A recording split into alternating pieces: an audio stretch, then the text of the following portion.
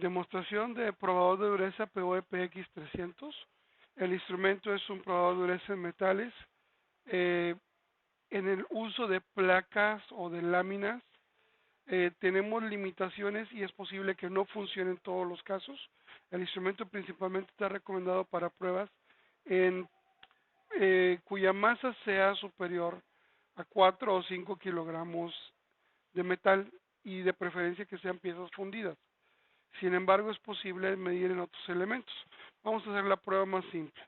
La configuración del equipo nos requiere configurar parámetros tales como la dirección del impacto para que el instrumento eh, eh, compense la gravedad o la fricción. Entonces, si yo presiono este botón, el icono que está en este lado en movimiento me va a estar indicando la dirección del impacto que estoy seleccionando. Vamos a dejarlo en dirección al piso. La siguiente es el material. Entonces, el material va a cambiar. Por ejemplo, material 02, 3, 4, 5.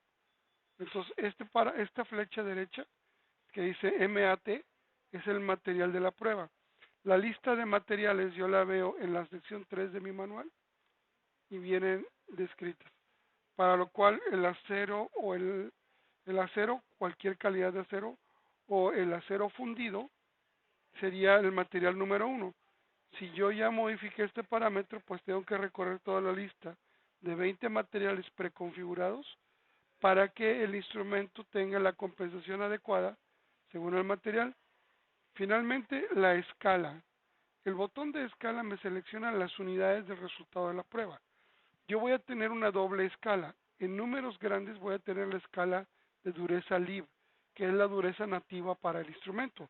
El método LIB calcula la dureza en base a un golpe hecho por una pieza de impacto y de la aceleración y la distancia del rebote de esa pieza me va a calcular un número de dureza LIB que es comparable con las durezas Vickers, Brinell, Rockwell. En este caso vamos a buscar un Rockwell C. Entonces con escala voy a detenerme hasta que diga HRC en la escala de dureza. Entonces aquí está cambiando HRB, que es dureza Rockwell B. Aquí tenemos HB, que es Brinell. En este caso HV es Vickers, perdón.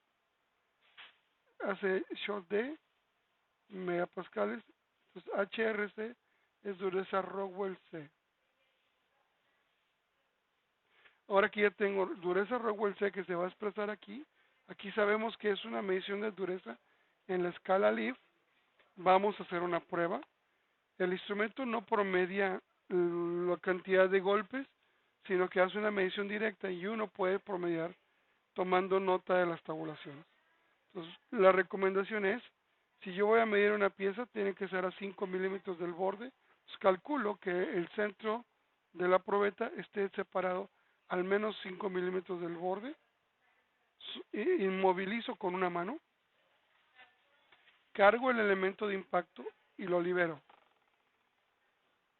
Entonces, la lectura que tengo es 773 en escala LIB, que por conversión matemática se ve como un 56 en la escala Rockwell C. Entonces, esta es una lectura que me da el instrumento. Si yo en vez de utilizar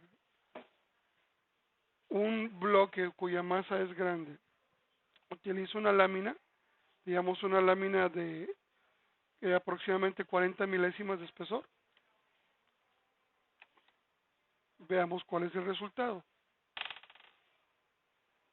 Ok, obtengo un resultado numérico que realmente no es muy confiable. El instructivo en el manual nos indica que debemos de colocar gel ultrasónico. Sobre el gel ultrasónico debemos de colocar nuestra muestra porque el golpe está generando una vibración o una armónica que nos está desvirtuando la prueba, y si yo utilizo el gel ultrasónico, la vibración del golpe va a transmitirse por medio del gel como una onda como una onda semejante a la de un ultrasonido. y nos va a dar un resultado. Entonces, en este caso, 374 Rockwell, 374 de lectura en esta pieza no nos alcanza una escala. Entonces, la dureza que está detectando no es suficiente para convertirse a otra escala.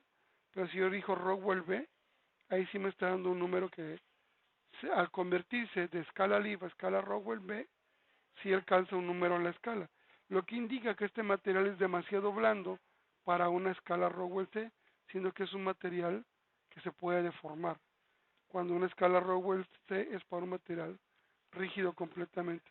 Entonces yo puedo medir algunas piezas de espesores delgados cuya masa es menor a 5 kilogramos utilizando un gel ultrasónico en una pieza de mayor masa.